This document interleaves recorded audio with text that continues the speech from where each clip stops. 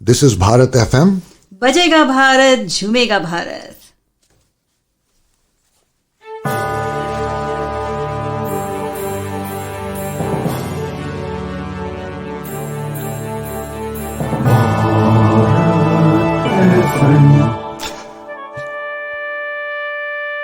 ये है भारत FM. बजेगा Bharat झूमेगा Bharat. Good evening, India, and good evening, Bengaluru. A warm welcome to all the listeners and viewers from this beautiful garden city. Welcome to tonight's episode of Storytellers Cafe. And good morning to all the viewers from the United States, Cincinnati, Phoenix, and Chicago. Wishing you a very warm Sunday morning. Welcome to another edition of Storytellers Cafe, and I'm your host, Usha Venkatraman. And we have something brewing in our menu. Of course, every Sunday there's something special on the Sunday menu. But tonight, it is indeed special. I think rarely have we had a male guest on Storytellers Cafe. I think tonight's guest is the second guest, if I'm not mistaken. Well, friends, let me give you a little blurb about stories and how it affects our brain. You see, our brains have neocortex, which is connected to a complex series of nerves and networks called the limbic system. When we tell stories, different areas of our brain are stimulated and start to work together, combining words, logic, emotions, and sensory images. Right? Tonight, our guest on Storytellers Cafe, his stories hit your limbic brain. So stay tuned. Let me introduce our guest for tonight. It is Amin Haq from Bangalore, Amin Haq of Storywalas. If there is one thing Amin loves more than telling stories, it is listening to them. The founder of Storywalas, Amin teaches storytelling so that he can learn it better himself. I totally agree with him. He has coached business leaders, entrepreneurs, aspiring storytellers, teachers in the art of storytelling. He loves climbing hills and playing table tennis. Well, let me bring in Amin Haq to our studios, and it is our pleasure. Storytellers Cafe is indeed honored, and it's a pleasure to have you as our guest, Amin. You're the second male on Storytellers Cafe after Dushyant Sridhar, who's also from Bangalore. Welcome. Great. Thank you so much. It's really wonderful to be here. And it's my privilege to be in conversation with you. When I started out as a storyteller about 8 or 10 years ago, there were three divas on the Indian storytelling fraternity, and you were one of them. So you were walking this path much before me. And it's a pleasure to be in conversation with you today. It's an honor. Thank you. You really are kind, sir. And let me tell all my viewers when I met Amin, yes, I know, I think he was starting early on stories, on storytelling, but he was already, I think, in a wonderful media and advertising business, if I'm not mistaken. And I have seen this young man progress leaps and bounds in the world of storytelling. So I'm as eager as everyone out there to know more about Amin's journey in the world of stories. So, Amin, can you start with telling our viewers about your journey into storytelling? I'd like to believe that no matter which business we are in, Once we are in business, we are all in the storytelling business, all of us. So, as humans, we are born with the storytelling muscle. But just to be born with something is not good enough. We are all fortunate enough, or most of us are fortunate enough to be born with two legs. That doesn't make us marathon runners. We need to exercise those muscles to become better marathon runners.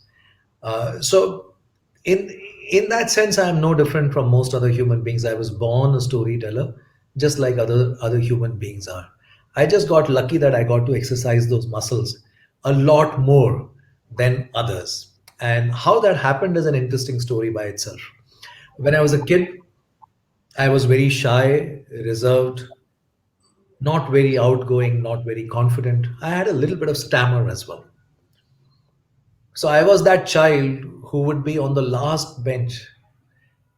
And despite knowing the answers to the questions that teachers would ask, I would not raise my hand because raising the hand would mean people looking at me, and I hated that. But my mother was a teacher.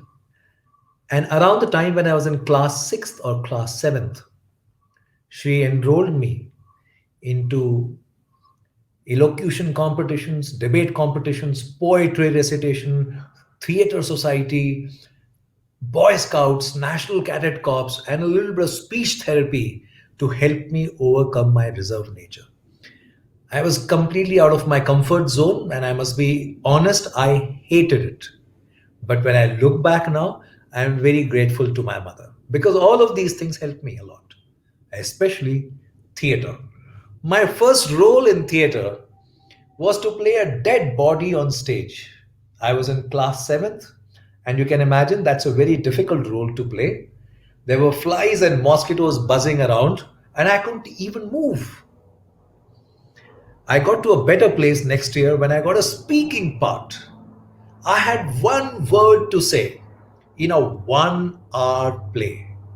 All I had to say was, attention! But I got to a better place in a couple of years. By grade 10th, I had written my first play and I directed it. No, no, don't think whatever you're thinking. It was a terrible, terrible play, and I'm very embarrassed by it.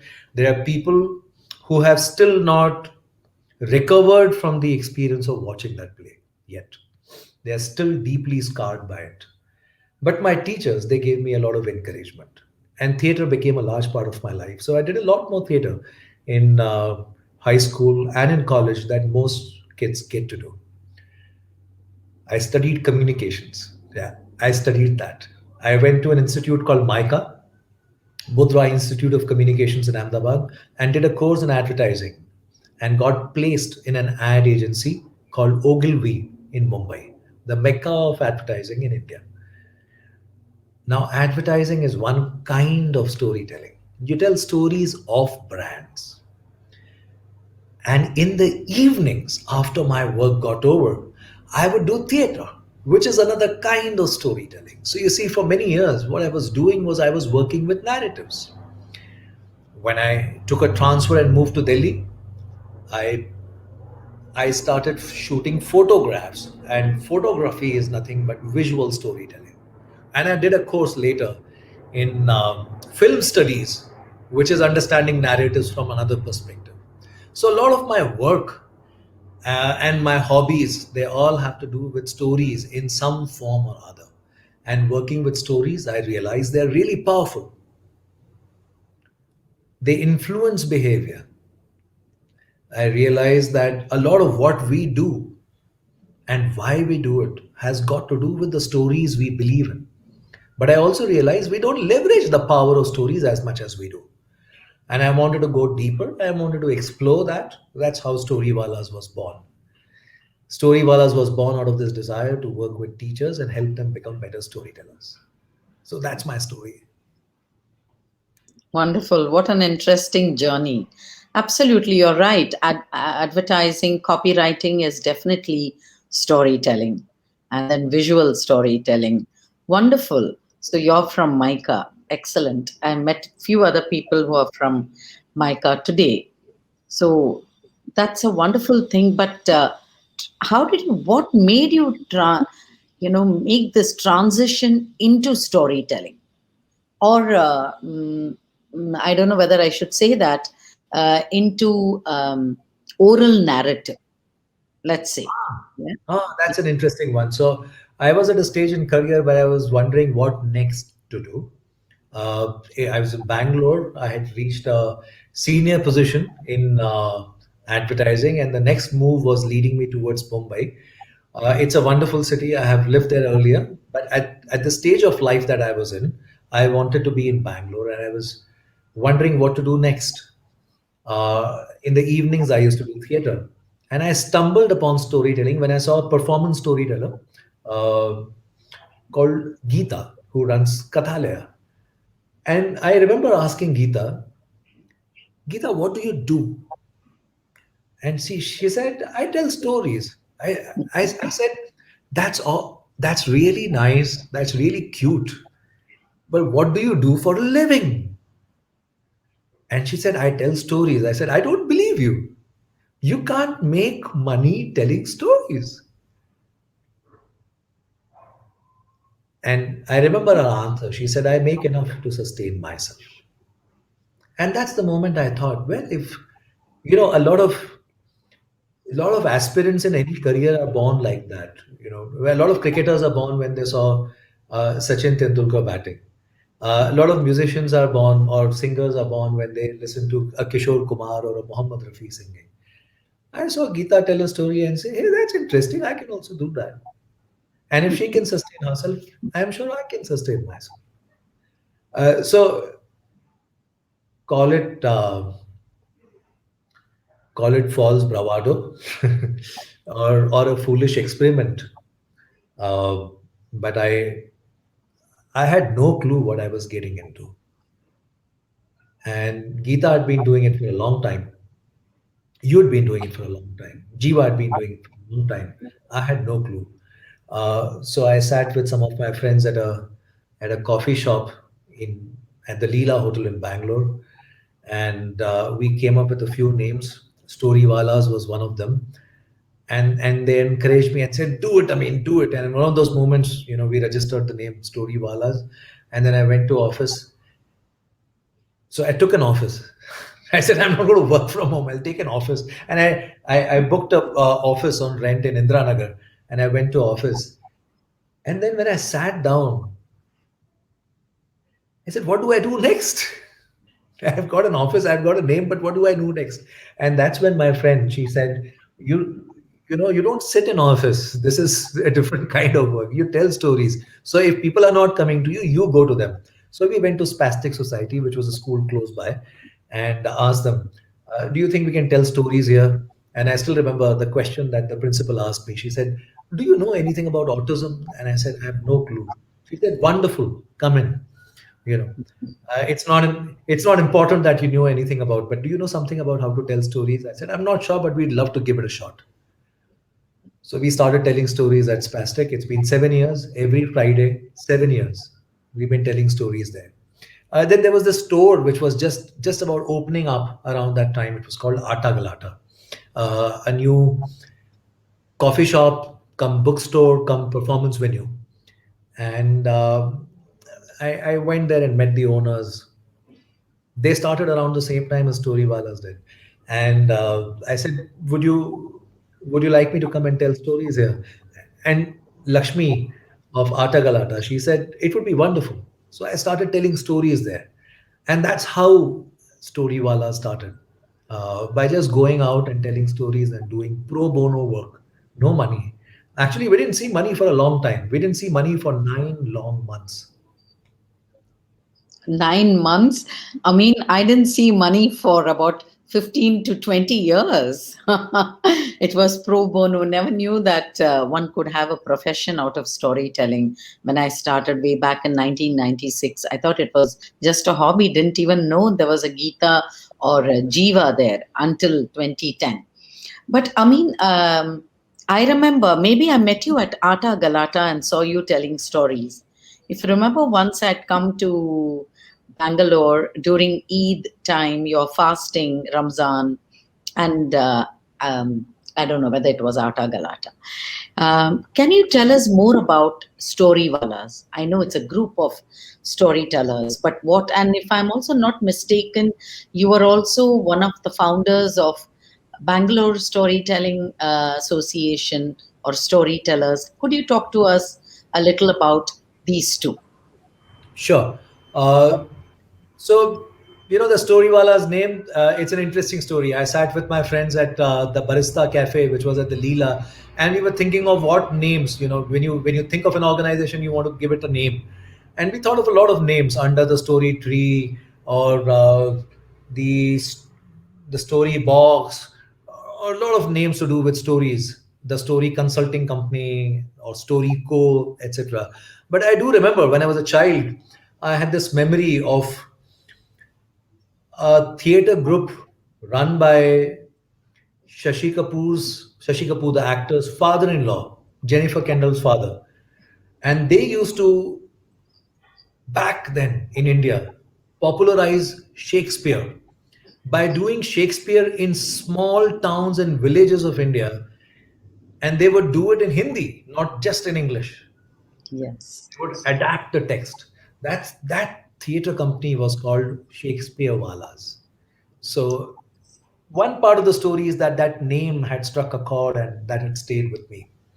The second part of the story was I was very clear that Storywalas would not just be a performing arts company, but a teaching, training, consulting organization where anyone who wants to learn storytelling will be able to work with them. And the corporate segment, since I had worked in advertising, since I had worked in marketing, since I had worked in consulting, was something that I was familiar with. And I knew that there would be applications of storytelling which are possible there. So I wanted it to be very simple for clients to remember us. And as simple as, oh, we have a story need, call the story walas. It's two words, story and walas. And walas means the story people or the story folks or the storytellers. So I wanted to make it really simple for clients to remember us. That, oh, we've got a story need, call the story walas. So that's the second part about the name. And the third part is I wanted a Hindi English combination, something that stays in people's minds, and it had a ring to it. So that's how the name happened. You're right. It was Atta Galata where we first met. It was the Ramzan time, the month of Ramzan when I was fasting. We were approaching Eid, and that's where you heard me tell a story. So your memory serves you well. A good storyteller also has a good memory, and this is a good sign. The other thing was the Bangalore Storytelling Society. So you guys, Jiva, you, Geeta, you made it easier for us. Like you said, it took many years for you to monetize storytelling. In many ways, we walked the path that you had walked earlier, and it was easier for us to do that, so we could get to that place faster. I came into storytelling around a time when many others like me were making inroads into storytelling, and we were trying to find our way. And we thought if we could come together and share with each other, share what we learned from our failures, share how to benchmark and how to benchmark pricing and say, hey, how much did you charge for a school there? How many hours did you do work there? It would allow us to bring in some standardization. We also thought that if we come together as a body, we would be able to make storytelling more visible. So it was a bunch of like-minded people who were just starting out, wanting to share, wanting to learn, wanting to amplify their voice. Who said if we come together as a body, as a not-for-profit, we could amplify our voice, give a platform to other storytellers, codify the learnings, and teach it and pass it on faster. And that's how Bangalore Storytelling Society was born. It was a initiative by some wonderful people. I'm, and I was just one of the co-founders there, but they were wonderful people, all that of and are friends with. So there was Deepta Vivekanand, wonderful storyteller. Soumya, a very, very deep, calm, person, wonderful human being, wonderful storyteller. Aparna Athreya, full of energy, very passionate, brings her passion to her tellings. Uh, Vikram Sridhar, uh, another male, uh, Yes, and a very rare male in the world of storytelling back in those days. yes, Vikram yes. and I have known each other even before Bangalore Storytelling Society happened. So even before Storywalas took formal shape, Okay, he okay. also used to work in the corporate world. He was in Airtel, if I remember well. And we used to go and tell stories at a school together. So he used to come and volunteer, and I used to go and volunteer at a school. So it was these people, all of us, who came together. And you've seen how each one of them has blossomed and has Yes, yes. has yeah, grown in their work. Yes, absolutely. So wonderful. In fact, Bangalore, I would say, thrived more. There are a lot of storytellers who were inspirational, who are doing excellent body of work. And Chennai also. Chennai also today, I think it's really thriving with many storytellers. But I think Bangalore was where the initiative was born. Of course, there was Jiva in Chennai and Geeta Ramanujam in Bangalore.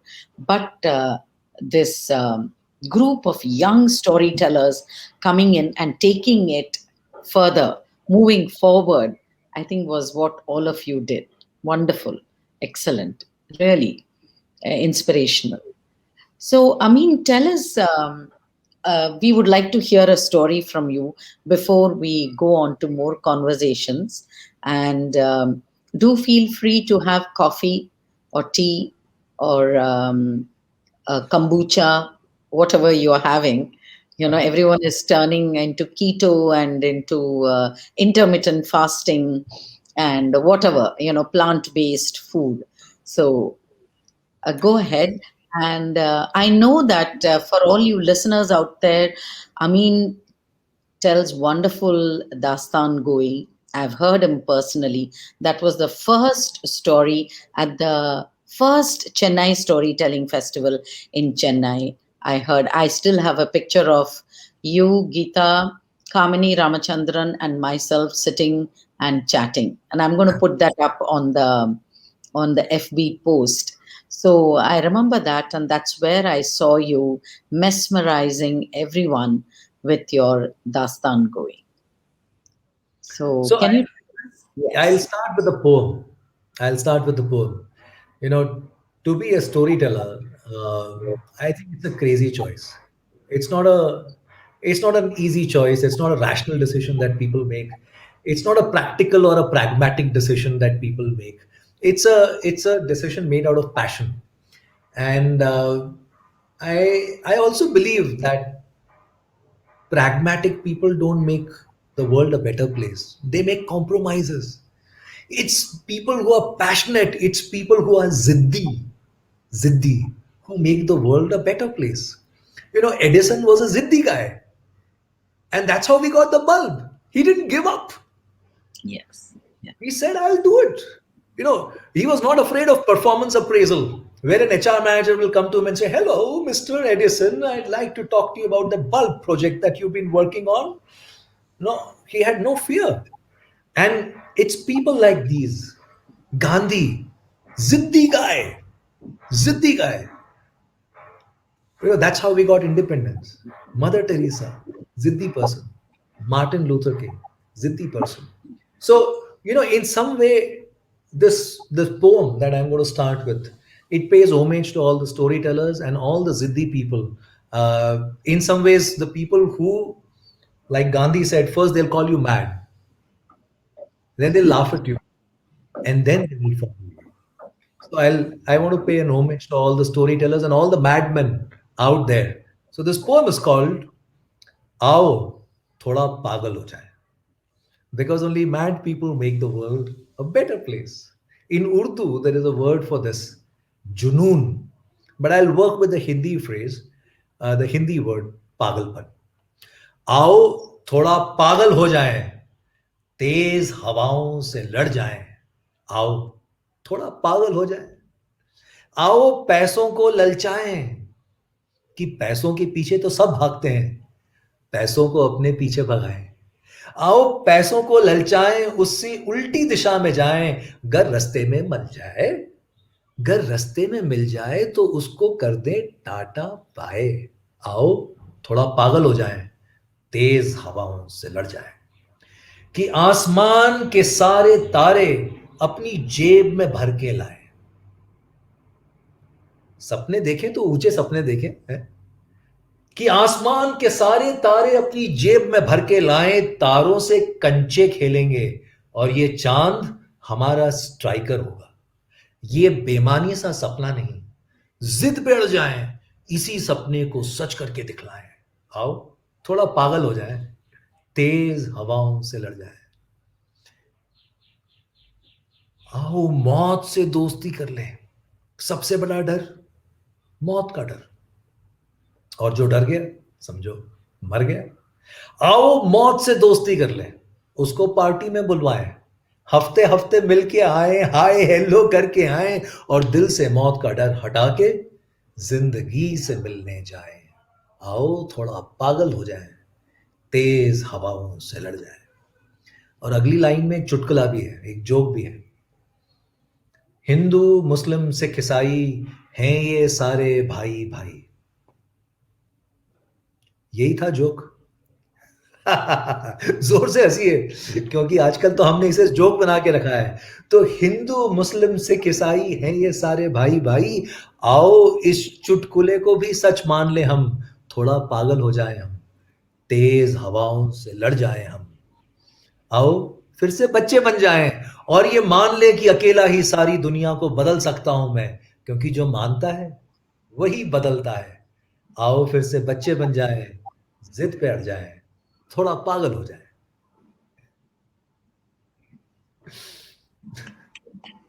बहुत खूब. Wonderful, wonderful, lovely. Did you pen it yourself? Did you write? So beautiful, beautiful. So is this your hobby? I know it's a story in itself. So do you do some story writing as well, Amin? I write. We've written a lot of, when Twitter came about, I write poetry and I write what I call super short stories. Recently, I also judged. I was a jury member on the Orange Flower Festival, which is a short story competition for women writers and authors from India. So I was a jury member on that. I was a jury member on that earlier as well, and I ran a workshop for women writers and authors as well. But let me tell you another interesting story. We run a platform called Super Short Stories. Okay. Now, super short stories, we live in a world where attention spans are very low. And somehow people have gotten this idea that stories tend to be very long. So when Twitter came about, storytellers, writers, they started thinking, is it possible to tell a story within the constraints of 140 characters? But where there are constraints, there is creativity. And that's how a lot of people started doing interesting work on Twitter. I call them Twitter-sized stories. One of the platforms actually which is doing really cool work is Terribly Tiny Tales. Another guy who did fantastic work is Devdutt Patnaik. He condensed the entire Mahabharata in 36 tweets. 36 tweets, the entire Mahabharata. And it's fascinating read. So when I saw that, I said, why don't we start a platform where people can contribute and write super short stories? These are stories told in Twitter format. Interestingly, one of the world's shortest stories is attributed to Ernest Hemingway, who wrote a story in 6 words. For sale, comma, baby shoes, comma, never used. Now, why are they up for sale? Why were they never used? It's up for the reader to interpret. So, We started by writing a few stories ourselves, Usha, on super short stories. They started going viral, and we invited people to write in with their own stories. And now, what we do is we have an editorial team that edits those stories and puts them out on Instagram, on Facebook, on LinkedIn. So that's super short stories. I also write stories in the form of poetry. So there are stories which have been written in verse, and there are stories which are written in the form of poems. If you look at Mahabharata, it was written as a poem. If you look at Ramayana, it was written as a poem. Iliad, Homer, they poetry back in the days was a popular form of constructing stories. So I like Yes, telling yes. stories through poetry as well. So let me share another one. This one I wrote when I came across research, and it's very interesting research. I'm sure you'd love to hear it. The word children here most often, till the time they are 10 years old, is guess what it is? Usha, take a shot. Uh, my children are close to 30 now, so I have forgotten. No, no, Can it's What is but the word that children often hear till they yeah, are 10? look at the world around you and say, what could be the word that kids who are being raised today, till the time they grow from 0 to 10, what is the word that they could be hearing most often? And it's not a Do very this, pleasant word. do this, do that. Do this, do that, or don't do this, don't do that, Yeah. don't go here, yeah, keep quiet, no. So there's somebody has done this very interesting research, yeah, and what they found was that the word children hear most often, and you're right, on top of that list, the first word is no. No, you can't do this. No, don't go there. No, don't do this. This the second word, and it's a very sad list, and it's a comment on the times that we live in. The second word on that list is keep quiet. And it's really sad. We can't wait for our children to start speaking. When they are born, when they are 6 months old, when they are 9 months old, they start making these funny sounds, and and we say, when would this child make a perfect word? When would this child make a sentence? And once they start speaking, we go to a restaurant with our friends and say, hey, hey, keep quiet. We're having a conversation here. We give them the mobile phone. They go to the school. They're full of curiosity, and the teacher says, keep quiet. So I was very disturbed. And, in this list, I love you is also there, but it comes at number 6 or 7. So it's really sad. So I wrote a poem. I took the topic which was number 2 on the list, keep quiet. And this poem is called Chup Raho. It's an appeal from kids to grown-ups. It's an appeal from youngsters to parents to teachers to anybody who works with kids. And here's how it goes. जब हंसता हूं तो हंसने दो, जब रोता हूं तो रोने दो, जब हंसता हूं तो हंसने दो, जब रोता हूं तो रोने दो, ये भी क्या बात हुई कि जब देखो ये कहते हो चुप रहो, चुप रहो, चुप रहो। कभी कभी तो रोता हूं, कभी कभी तो रोने दो, कभी कभी तो रोता हूं, कभी कभी तो रोने दो, ये भी क्या बात हुई कि जब देखो ये कहते हो चुप रहो, चुप रहो, चुप रहो। क्यों क्लास हमारी लेते हो, क्यों लेक्चर हमको देते हो, क्यों क्लास हमारी लेते हो, क्यों लेक्चर हमको देते हो, जब भी रोता पाते हो बस वहीं शुरू हो जाते हो, इतने बड़े होकर के भी क्यों बच्चों जैसे रोते हो, एंड मच वर्स, लड़का होकर के भी तुम क्यों लड़की जैसे रोते हो। अब कौन इन बड़ों को बतलाए, अब कौन इन बड़ों को समझाए कि तेंदुलकर भी रोता है, कि धोनी भी रोता है, और 1 रन से मैच हार के विराट कोहली भी रोता है, कि मर्द को दर्द भी होता है।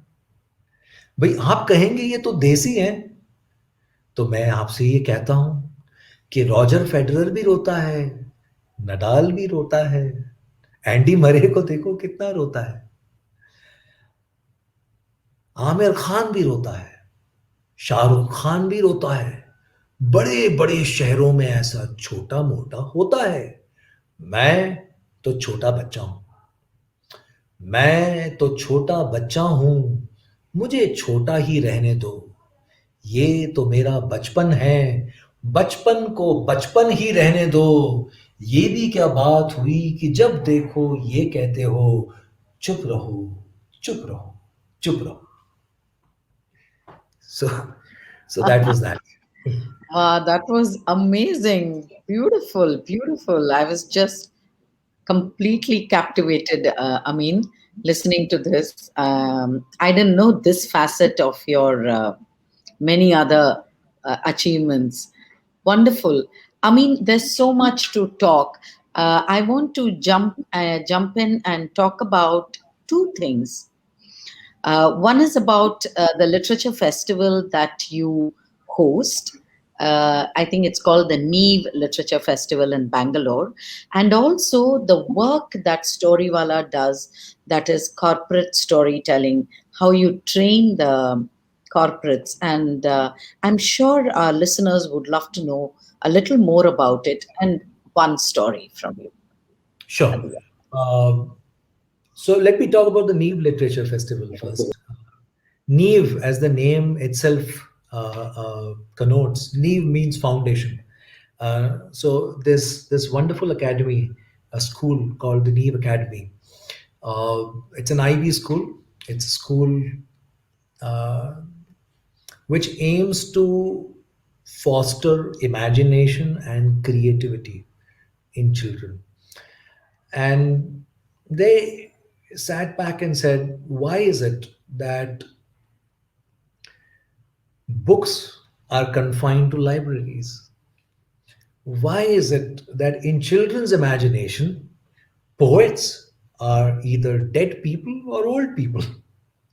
Why is it that in children's imagination, illustrators is a big word, something to be scared of, or something to aspire to, but way out of your reach? So they said, why don't we have a festival of books, of authors, of poets, of illustrators, where children get to meet and interact with them? And books are not confined to libraries.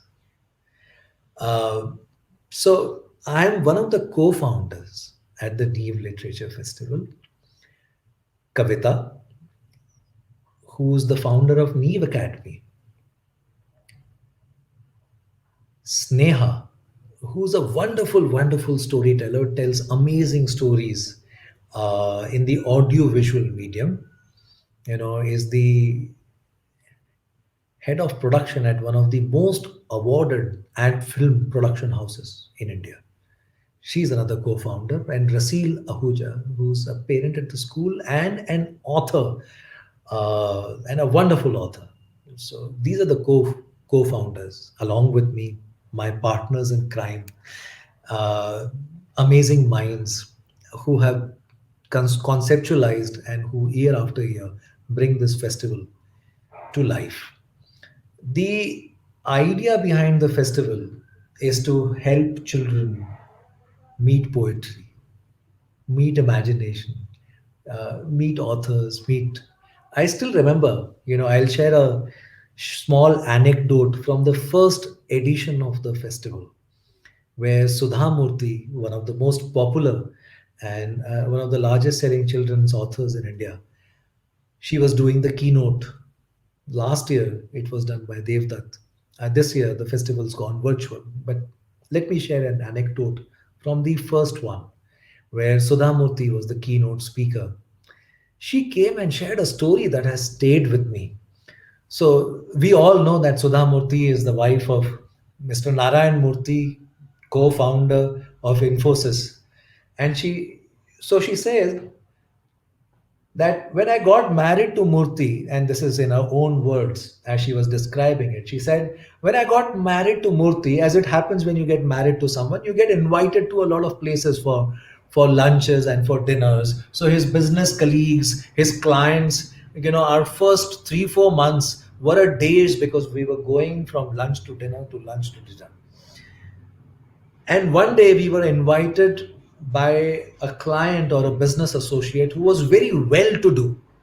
They sent a car to pick us up. And if you remember those days, Narayan Murthy and when he married Sudha Murthy, they weren't at Infosys. So he was not very well to do then. They were not very well to do. So she said they sent us a car and we went to their house. And that house, if you would use a word from Urdu, it was Alishan. There was marble flooring, teak wood. There were chandeliers, and these were beautiful chandeliers. And on the dining table, there was bone china and crystal, and you could see your reflection in the cutlery.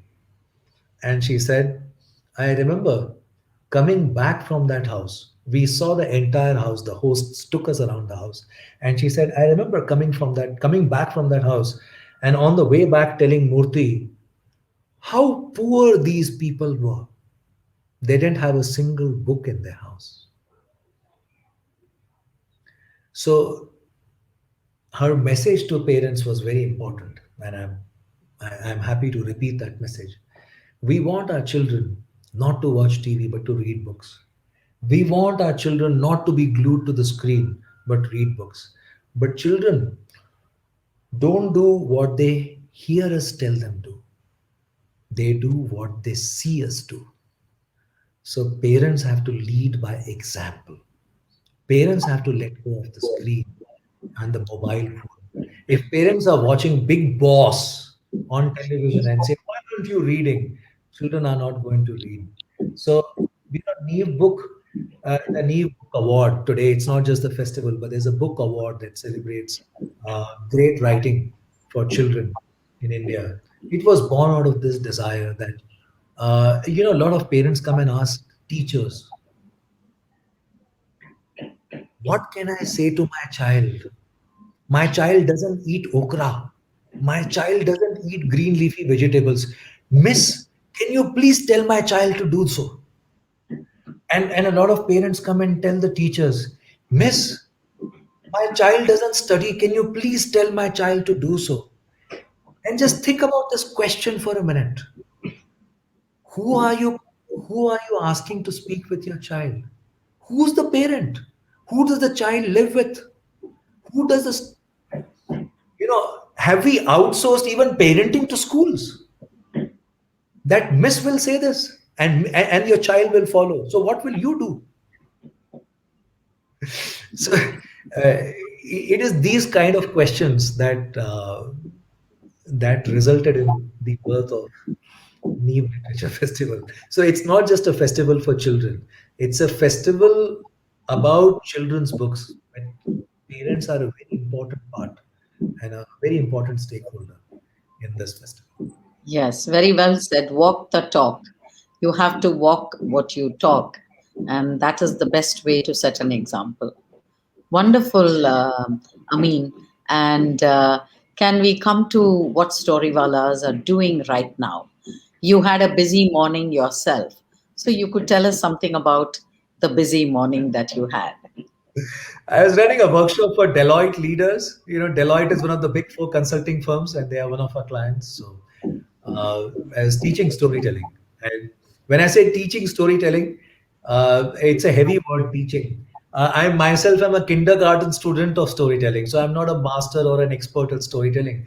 But I do remember someone said this once, that if you want to learn something, try teaching it and you'll end up learning it faster. So today I try to teach storytelling so that I can learn it faster for myself.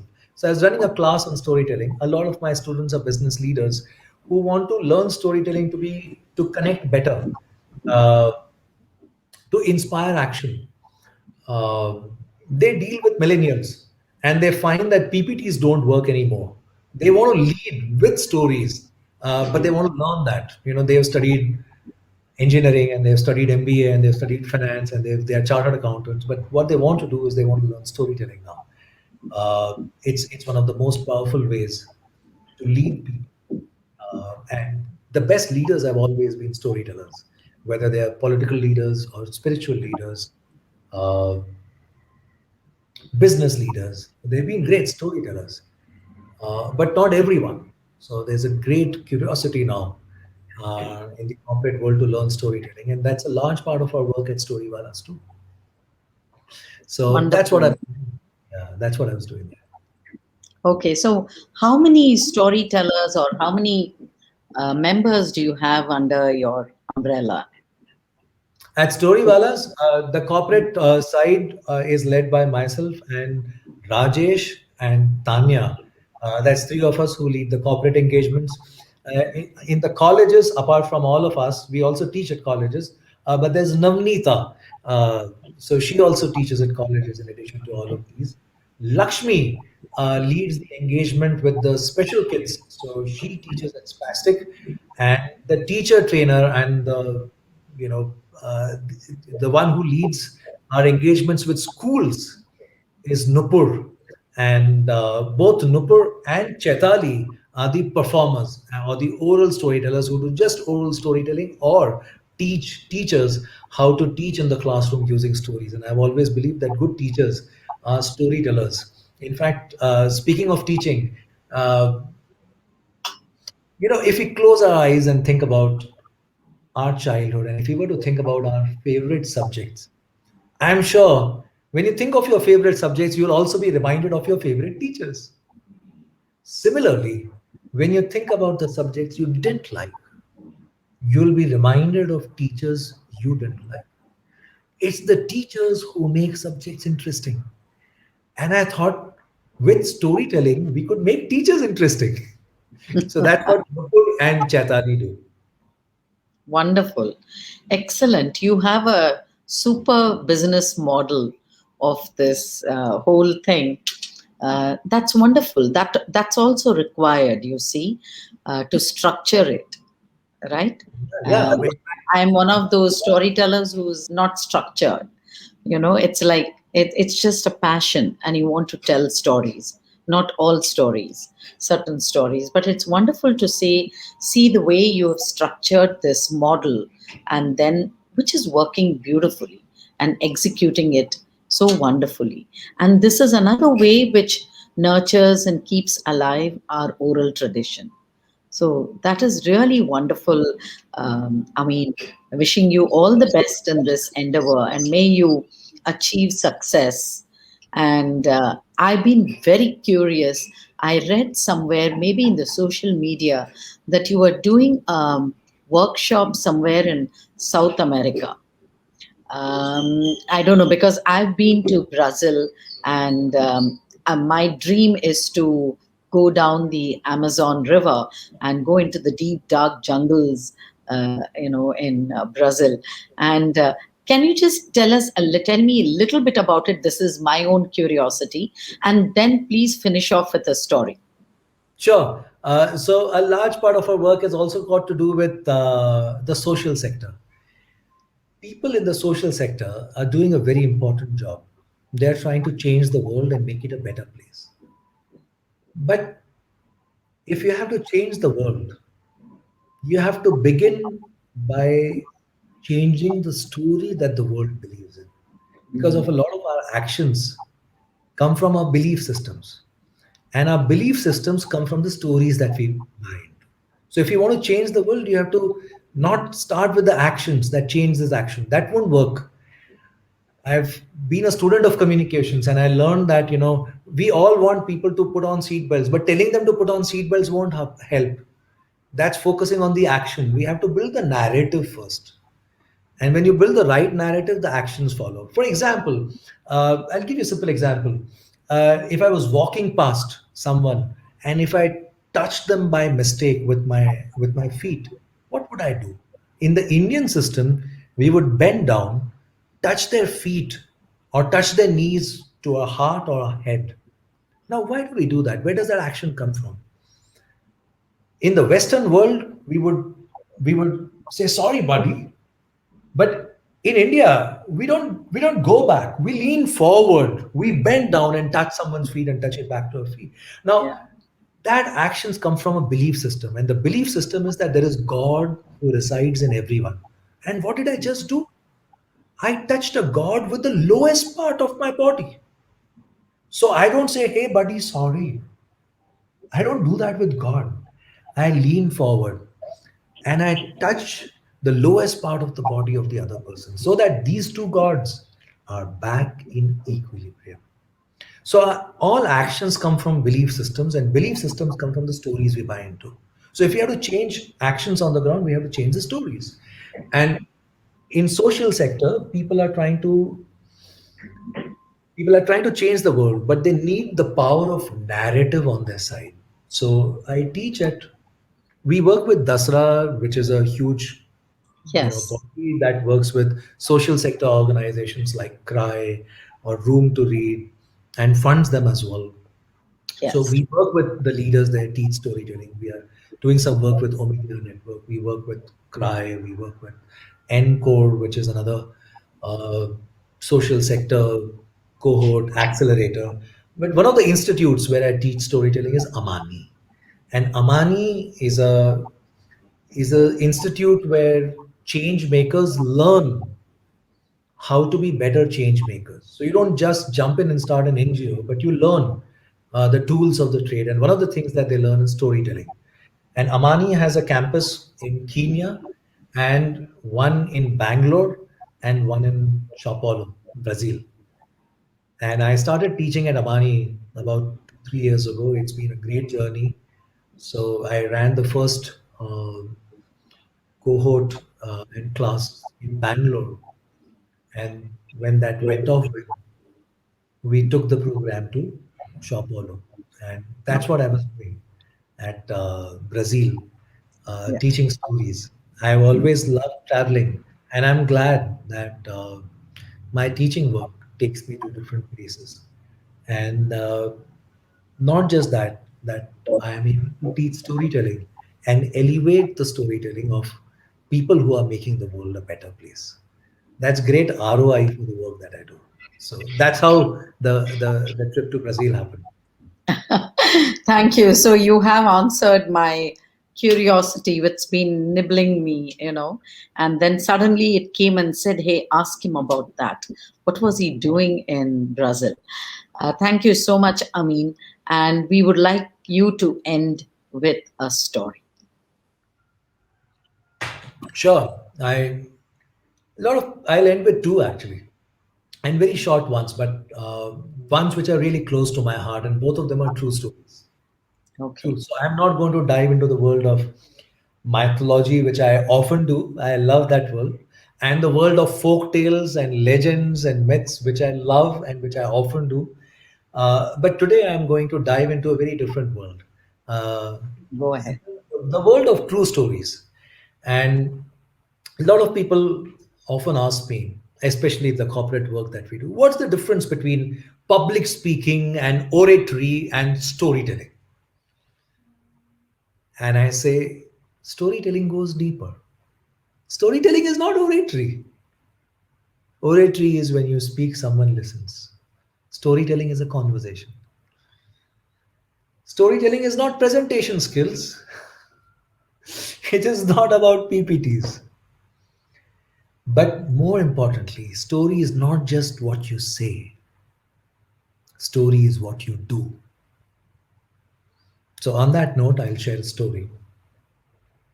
Back in the days, Mr. Ratan Tata of the Tata Group, when he was young and he'd just taken charge, he was going from Mumbai to Nashik by road, and the road was not as good as it is today. Long drive, the car broke down, and some of his colleagues, senior colleagues, were with him. Now, what do people do when a car breaks down on a highway? People use that welcome break for a stretch, to stretch their arms and legs, maybe to take a smoke break, or you know what the men do, they go behind the bush. And that's what some of his colleagues were doing. But they soon realized that Mr. Tata was nowhere to be found. So they went looking for Mr. Ratan Tata. Guess where they found him? He was on the road, sitting on the road next to the driver, sleeves rolled up, helping the driver change the wheel. Now we can put up all the posters at the entrance of our building, in the boardrooms, in the elevators, about culture, about values, about the things that we believe in. But story is not just what we say. Story is what you do. And when what you say is in alignment with what you do, and when both of these are in alignment with what we believe in, what our values are, then the story is authentic. Otherwise, there are a lot of stories. But what stands the test of time is an authentic story. That's what stays. So it's important that stories are authentic and they are not just told for the sake of telling, which is why the important job of storyteller, any storyteller, is not just to bring a story alive with voice modulation and expressions. One of the most important job of a storyteller is to choose a story that is in alignment with that person's value system. That's what makes a story authentic. By the way, Ratan Tata is not the only one. There are many people. I Yes, told you yes, a story of about course. Sudha Murthy. I must, I can share a quick story about Narayan Murthy, her husband. Back in the days at Infosys, he wanted to send out this message to employees that spend the company's money as your own money. Treat it well. And most companies put out these messages, switch off the lights when you leave the conference room. Please use only one tissue or towel at the toilet, etc. He could have sent out a memo like that. He didn't send out a memo. He started doing something interesting. He started flying economy. Now let this sink in. One of the richest guys in India, one of the biggest wealth creators in India, flies economy. What was he saying? Now that's a story. He's telling other people, I am not asking you to do something I am not doing myself. So the best storytellers are not just those who tell stories, but they lead with their story. They live their stories. Gandhi was a storyteller like that. He lived a story. So it's important we live that story. Now, in conclusion, I'll end with a story, another true story that has stayed. Uh, it comes from a very interesting time. This is, when I was in office and I was doing performance appraisal for my team members. And, you know, it's that time of the year when you give increments. So you look back at the last year's performance and discuss that. You set goals for the next year, and then basis the conversation, you assign a number, and that becomes the increment. You do that in conversation with the person. I had finished all the performance appraisals, and now it was time for the last person in my team to come in. The last person in my team was also one of the best performers for that year, not just in my team, but in the entire office. This is before Storywalas in the organization where I was working. And uh, he'd done the equivalent of filing a patent. Most people don't file patents. Yeah, so that was like rock star worthy material. But he'd gone ahead and converted that patent into a business. Now, most patents remain patents on paper. So this was like, wow. So I was in my cabin, I was preparing my notes when this person comes in and slides the door open, slides the door back. I was in my room. There was a table here and two chairs on the other side, and I was sitting on my chair. So I looked up, and he had his collars raised up like this. So I looked up at him and I said, without saying a word, I motioned and said, "Take a seat." So there was a chair there, and he pulled the chair and he sat down on the chair, crossed his legs, crossed his hands, and leaned back. No words are spoken, but the expression on his face is telling me, let's get over with the formality. I know what I have done. You know what I have done. Come on, quickly tell me the number, please. That's what his expression was telling me. And I didn't know what to do because nothing had prepared me for a situation like this. Uh, I forgot everything that I had written down. My first thought was, wow, attitude. If youth doesn't have attitude, who else will? And then my second thought was, but buddy, you're already flying so high. Your entire life is ahead of you, and you're already flying so high. Where will you go after this? So I was reminded of a story, and I told him that story, and I'll share that with you. It's a true story. It concerns two wonderful cricketers who made their debut playing cricket, school cricket together in India. One of them retired some time back as one of the greatest cricketers in the world. We all know him, Sachin Tendulkar. The other cricketer, we've all forgotten, but he started at the same time. And his name is Vinod Kambli. Now, what happened to Vinod Kambli? According to most cricketers who saw both of them play, everybody believed that Vinod Kambli was the better cricketer. He had better shots, better technique, and he was a left-hander batsman. So you put a left-hander, right-hander combination in, that's devastating for the opposite side. But these are opinions. Let's go with facts. Facts, as in data. Who scored more runs in year one, Sachin or Kambli? It was Kambli. Who scored more runs year two? Kambli. Year three, Kambli. Year four, Kambli. Year five, Kambli. Who scored the first double century? Kambli. Who had the higher batting average year one, year two, year three? Kambli. Then what happened to Kambli? One small problem: attitude. And when the coaches would announce net practice and they would say, see you guys tomorrow at 6 o'clock in the morning, Mr. Kambli was not there at 6 o'clock. He would swagger in 6:15, 6:20, fashionably late. Even Sachin was not there at 6 o'clock. He was there at 5:30, half an hour before everyone, practicing away. Practicing away. Now, you studied simple interest and compound interest in school. Sachin Tendulkar was compounding at a lower rate of interest, but he was working hard. 5 years later, Kambli got dropped from a match. Sachin kept playing. And then Sachin's graph went up like this. 10 years later, Donald Bradman called Sachin Tendulkar Don. Sachin could have retired. He had broken many records. He was already a legend. People were calling him God. He could have retired after just playing for 10 years and he would still be a legend. But he was hungrier. He kept playing. Around that time, some kids who had grown up watching Tendulkar play, they made their debut. If you ask Sachin, what's your biggest regret? He doesn't talk much. He doesn't talk about, captaincy. He doesn't talk about other things. But he has regrets. And he is the biggest batsman and he couldn't do what others have done. Take a Yuvraj Singh. Yuvraj Singh hit 6 sixes in an over. Sachin doesn't have that. Take Sehwag. Sehwag has triple century. Not once but twice. Sachin doesn't have a single triple. He is the biggest batsman in the world, but he doesn't even have one triple century. Sehwag has two, and he went to Pakistan and scored those triple centuries. But here's something.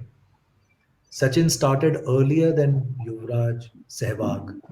Sachin retired later. He outplayed all of them. And even after 20 years, when the coaches would announce net practice, sometimes a Sehwag would be late. Sometimes a Yuvraj would be late. Sachin was still there half an hour before everyone, practicing away.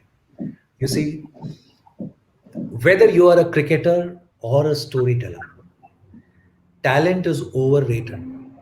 Hard work is underrated, but life is a marathon and so is storytelling. And when you've got hard work and talent together, then you are the Sachin Tendulkar of the world of storytelling.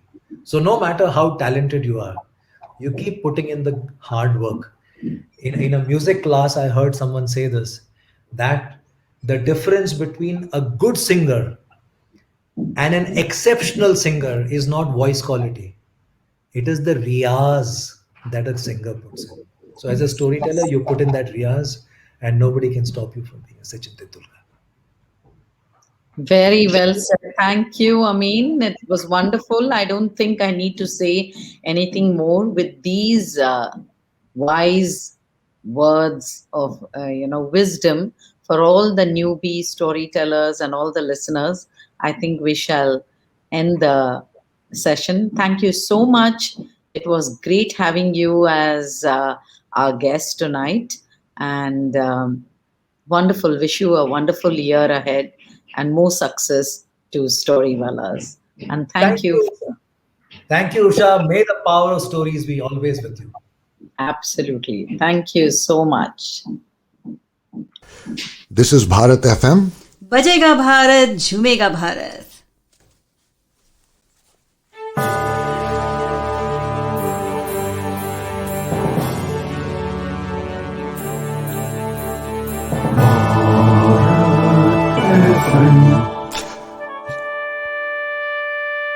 ये है Bharat FM.